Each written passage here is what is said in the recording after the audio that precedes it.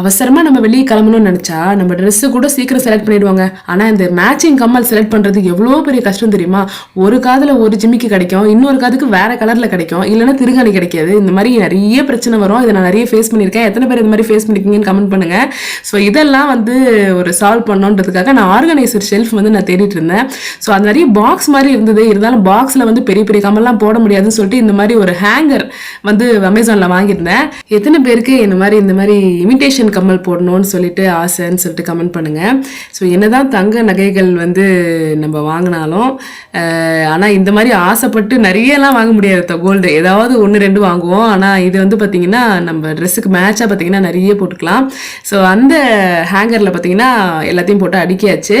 ஆனால் என்ன ஒரு ட்ராபேக்குன்னு பார்த்தீங்கன்னா ரொம்ப வெயிட் தாங்கலை. இப்போ நான் வீடியோவில் அழகாக ஹேங்கரில் மாட்டுற மாதிரிலாம் காட்டுவேன் பாருங்கள். இது மாட்டி 1 hour 2 hours தொமுட்டியில் வந்துருச்சு. அதனால ஹெவி வெயிட் தாங்கலைங்க. இதான் என்னோட ஆனஸ்ட் ரிவ்யூ.